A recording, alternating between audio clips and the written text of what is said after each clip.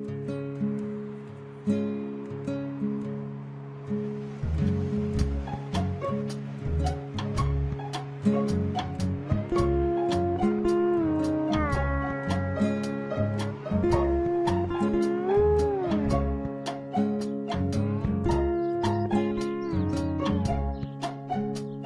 name is Greg Lavery. I'm also known as Captain Zeebo in the online world, and I'm 24 years old and I'm a professional poker player.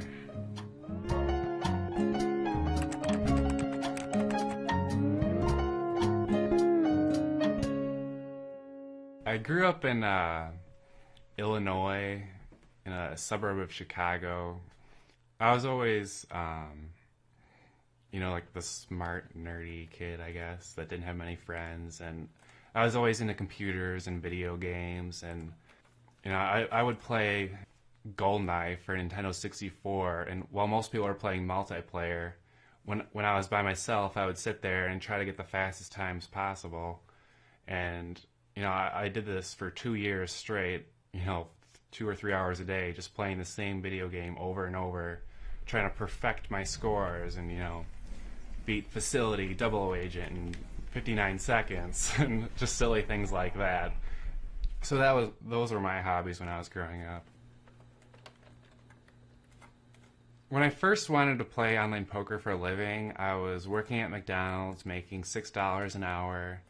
I was playing the $5 sit-and-goes, which was the cheapest party poker had at the time, and I was like, "Hey, Mom, I'm making $10 an hour. I don't have to work at McDonald's anymore." And she's like, "I don't know, Greg." And then there's like a huge argument back and forth, like, can I give up my McDonald's job to work, to grind out the $5 sit-and-goes to make $10 an hour or something?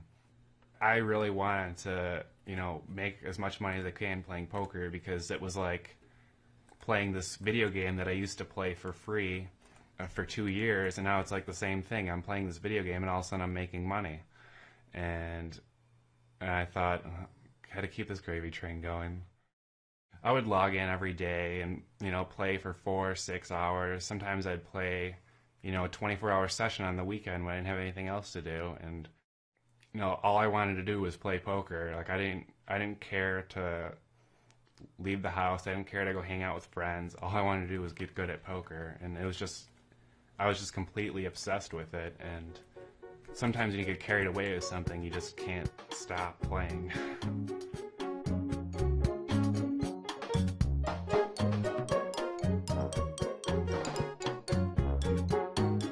Simpsons has always been my favorite show. I've been watching it since season 1 when I was 6 or 7 years old. And I always wanted these action figure things, and then I got them all off an eBay auction. And there's I kind of organized them by these are the town kids, and these are the random characters. These are the TV personnel. These are the one-time characters and Halloween episode characters. This past January I had a birthday, and my girlfriend obviously knows Simpsons is one of my favorite little hobby, quirky things.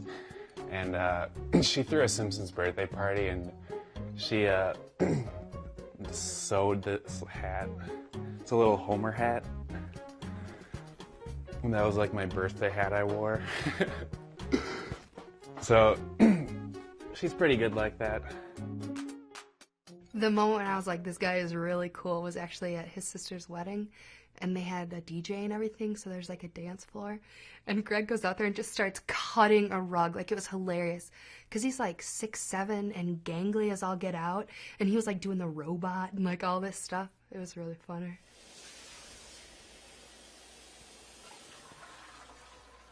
I first met Erin when I was a sophomore in college. I saw her and, I thought she was funny and cute, and I wanted to date her or whatever, but she was taken, so I kind of gave up that hope. And then, a year or two goes by, and that relationship fizzles out, and we started hanging out more, and, we went for dinner, and we started to become friends again. I'll check. Well, Bert is going to check. We were in the same dorm at college, and he was a sophomore my freshman year, and some of the girls on my floor were friends with him from high school. And so, like, I got to know him through there. She had to pursue me more than I had to pursue her. It's true. So she feels weird about it. Yeah. I was like, Greg, I kind of like you. And he was like, that's nice. It took a while. It took a lot of convincing. But... yeah, once I was there, I was sold, though. yeah, right.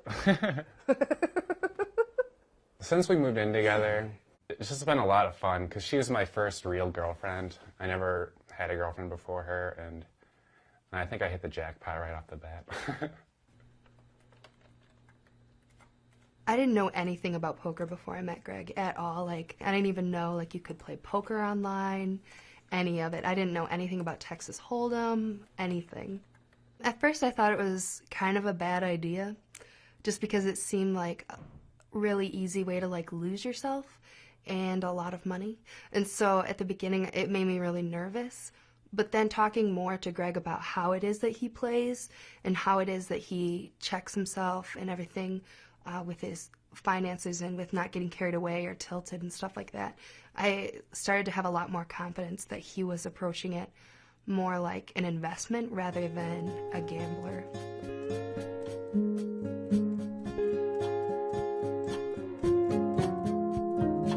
I think it was hard at first, but like Greg's personality kind of lends itself to like taking it seriously. Because like, well, when we met, he was like studying math at Calvin, so he was like a math major. So like he would talk about probability and all the statistics and stuff like that, and I was like, oh, this game's a little bit more serious than like I thought it was. There's like, you can play poker and be a gambler, or you can just like work. And there's like a difference, I guess, in the way he handles like his money and things like that. Like if he's not doing well, he'll drop down in stakes. And he's really methodical about it and like really disciplined about it. So it's hard to be upset that it's something that's like out of control, or, you know, like people assume that like you're just like a degenerate gambler or something like that. But it's hard to think that knowing Greg, I guess, and the way he handles the situation. Like 3 years ago when I was telling like professor, like my college advisor, like, I'm thinking about playing poker, and he's like, that sounds about the worst idea I've ever heard. And he didn't say that directly, but that's what he was implying. And pretty much everyone I meet said, poker, what's that? You can make money at that? I didn't know you can make money at that. But now I think with all the TV publicity, most people realize that some people are making money playing poker, and it's a lot more socially acceptable now. And Bert is looking very stubborn. Look at him. I think the hardest part at the beginning was, like in my family, we were always raised like to believe that your job is something that should benefit like society overall, and should really like be something where like you're meeting a need in the world. So that was like the hardest part for me to try to understand, was like, how can you have this job and do it purely for money and not really for like a community benefit or something like that? I don't know if I ever really justified my job. I kind of feel like, you know, I'm making a lot of money, and, you know, you don't have to be beneficial to society at all times to be fulfilled or anything. Like, and I think too, like, you often say like, well, like my kids are gonna be able to go to college, you know, like, yeah, like it's one thing to build a legacy, you know, for a family and stuff like that. Right? Like, I definitely trade a kid's college versus, you know, helping average American whatever. I'm more concerned about myself and my family than my fellow Americans.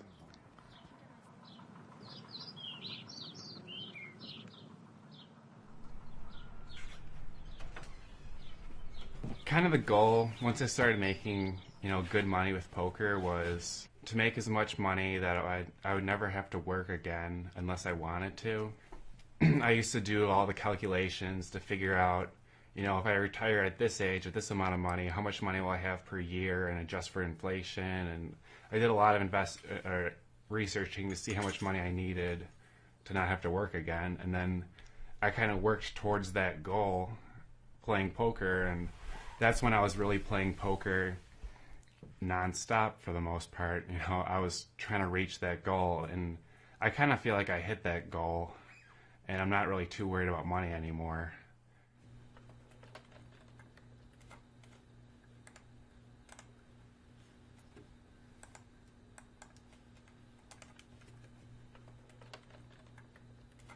One of the things that I told Greg from the beginning is that I don't want to know how much he's made. I don't want to know, like, what the swings are. So we have our own code where I'll be like, did you have a good day? And he'd be like, yeah, it went well, you know? And, like, what stakes did you play? Medium. You know, like, he doesn't give me dollar amounts. Like, he doesn't say, oh, I played, you know, 2-4. I played 10-20. Or he doesn't tell me that because I would freak out. Like, I wouldn't be able to handle it.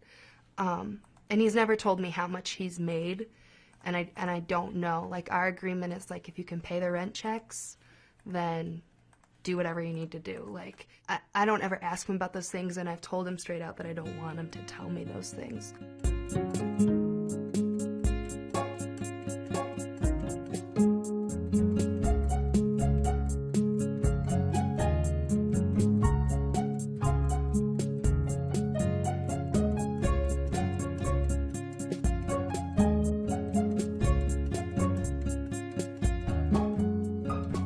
Site where people communicate is 2plus2.com. It's like this whole message board where people talk strategy and, you know, share ideas and they talk about anything there, but the general focus is poker. It's really interesting because a lot of the people that, you know, flock to 2plus2 have like a really specific personality type that it's really rare in the average population, so they really like cling to these 2plus2ers, and it's like this whole subculture because the way your mind works, you like have a hard time relating to people a lot of the time.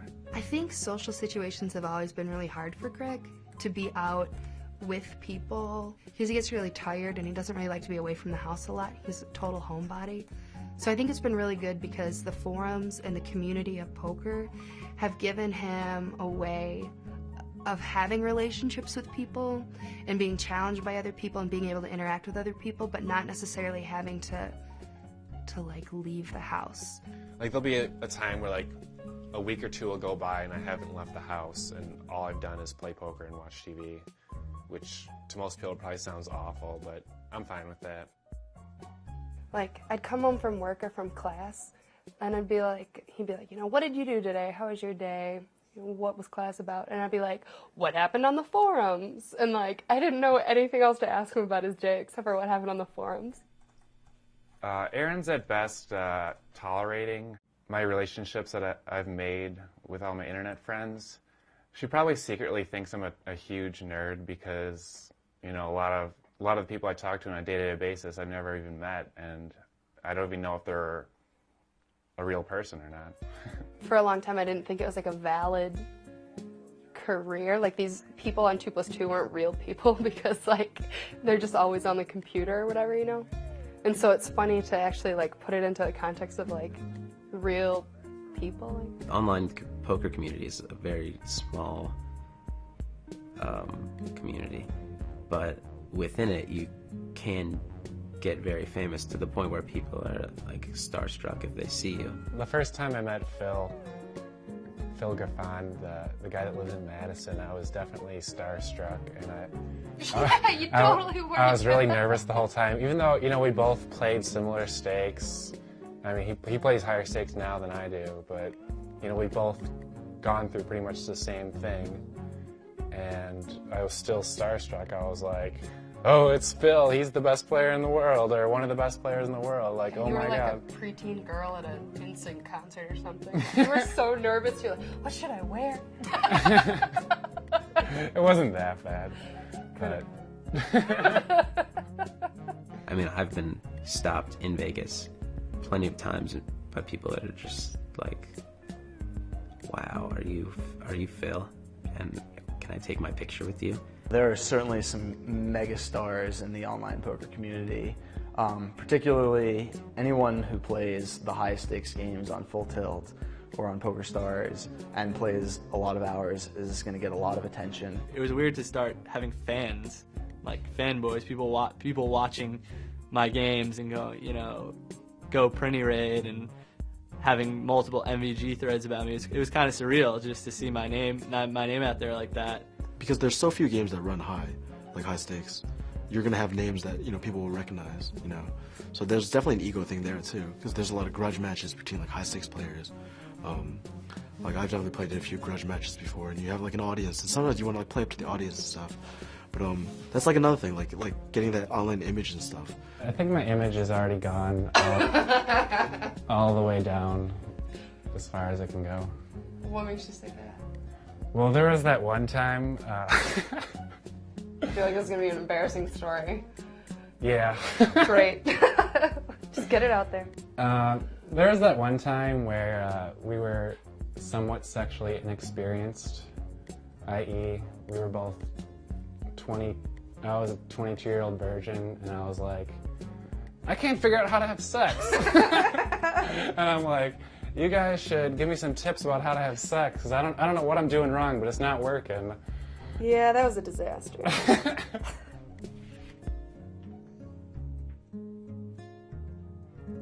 I've seen Greg at different times just become obsessed with the computer and with that online community, to the point where, like, he'll check the forums every 10 minutes, or he'll be on the computer for 8 hours straight. And because I'm not a computer person, really, because that's not just something that I would do, in my mind, I feel like it has a negative effect on his ability to socialize outside of the house. Some online pros kind of talk about feeling a disconnect from the general population, just that like they're not really a member of society, just because of what we do is so much different, I guess. I definitely have two different lives. I have my poker life, and then I have my like New York Vanessa life, and they're completely different. I act completely differently when I'm with poker players than when I do otherwise. With poker players, we're just like, partying and having fun and playing a game all the time and just not really doing very much of anything productive. But it's fun, Two ball. I guess you could say that I hide a lot of things from my non-poker friends. It's mostly because I think that people that don't play poker understand poker. I'm surprised you shot these Getting 2-1 with sevens, you're at 2-1. Yes, I was.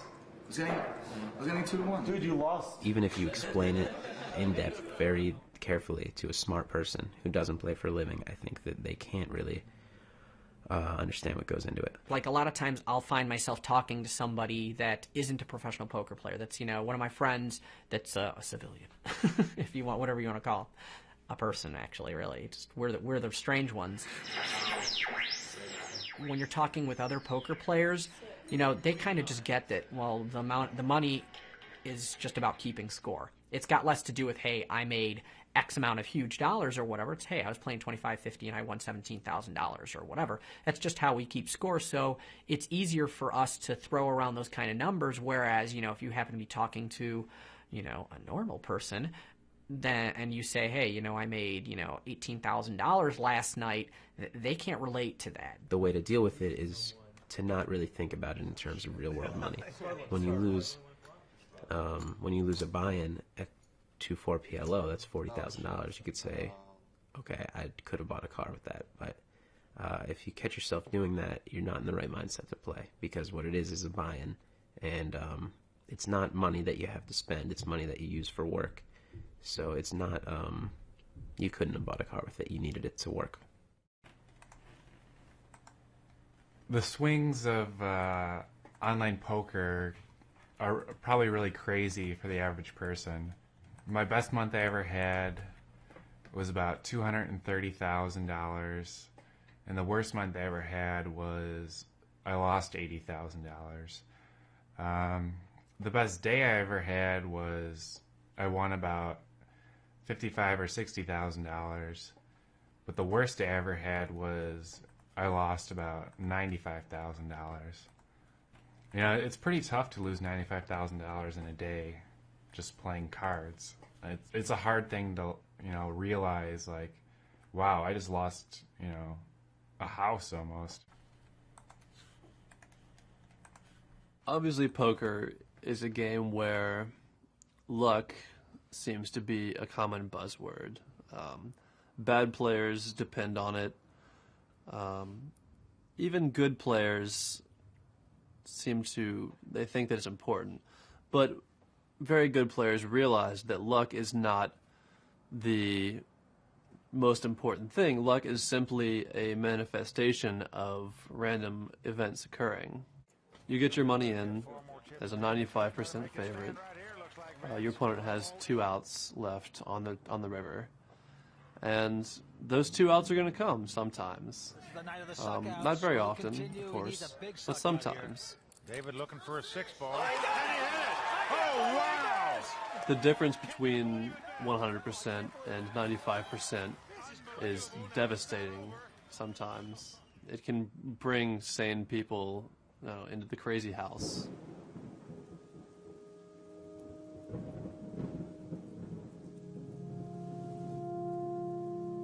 Greg's always been really moody, but it reached a point about a year ago where he had come out of this huge depression and all of a sudden just started to kind of like lose it.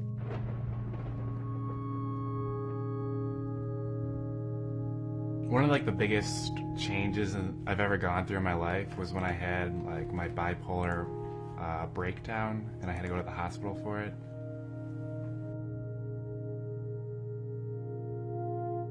Two weeks before I went to the hospital, I started staying up later and later. I wasn't hardly eating at all.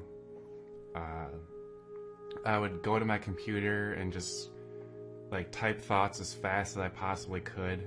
He would just type. He would sit on his computer and he would type for hours, all about his theories on anything and everything, you know. They dealt with like politics, religion, like the economy, like global warfare, and like just all sorts of goofy stuff that, you know, I didn't have like an expert opinion on or anything, so it was just kind of me rambling. He hadn't slept for days, and he hadn't eaten for days, and he refused to get off his computer and was saying weird stuff, you know, randomly would just say something where I would be like, well, that sounds a little off the wall.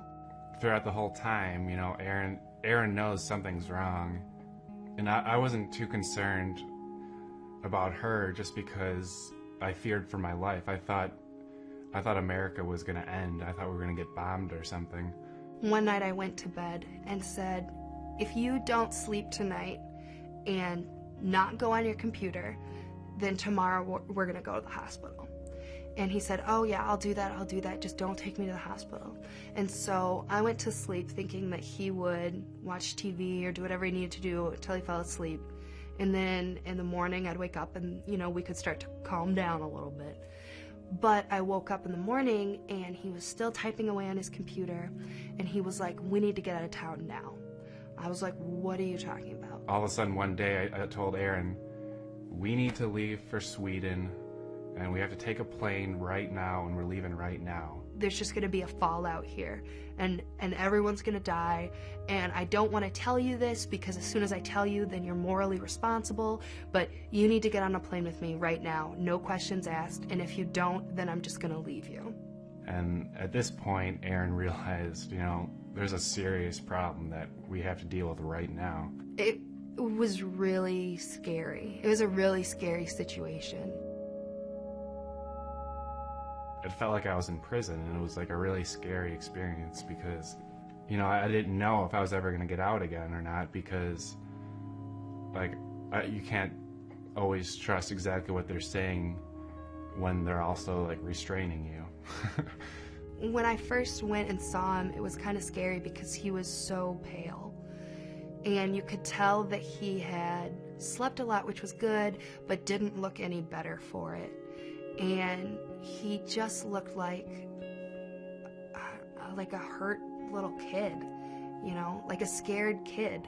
The thing that really kept me going, though, throughout the whole hospitalization experience was just like, when is Erin going to get here to visit me? And she visited me every open hour that there was, and she took off of work for about a week and a half just to spend time with me in the hospital.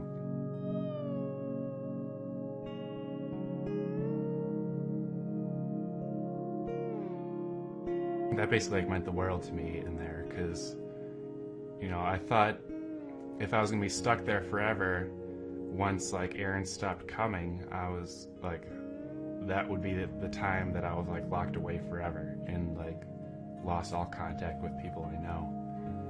So that was a really scary experience. Callie, come on. Good girl. Greg didn't go back to the computer right away. He definitely took time to think through whether or not poker was a good idea for him. There were a few weeks there where he really didn't even know if he should go back at all. I started to, get really upset because I had spent like the last like 3 or 4 years like building up a lot of my self-worth around the internet and a lot of like all my hobbies around the internet almost. But it was like a constant debate, like, did poker cause my mental breakdown? And I couldn't decide if poker was like ultimately making me unhappy.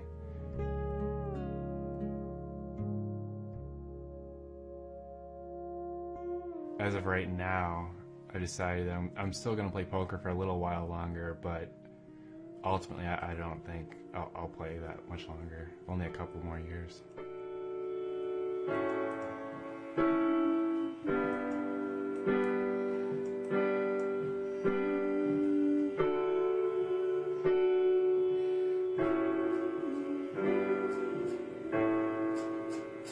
I do see a future with Greg. I don't know. I want to marry him. He's really unconventional, so the whole idea of marriage he's not really that for it, just because he feels like it's just a social convention. But I do see a future with him, and I don't know. I think he's gonna make a great dad. If all goes according to plan, I'm gonna propose to her on her birthday in a week. The only problem I have with these mysteries is they're so mysterious. And like a consumer, I've been thinking if I could just get a bit more of my 15 minutes of faith. Do you think you would ever, do the math or whatever, teaching? That's a possibility. You haven't really talked about it in a while.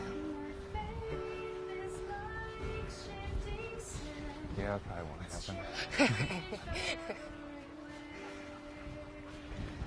I can just see you playing with your investments for the rest of your life. And living like a bum. And living like a bum, yeah.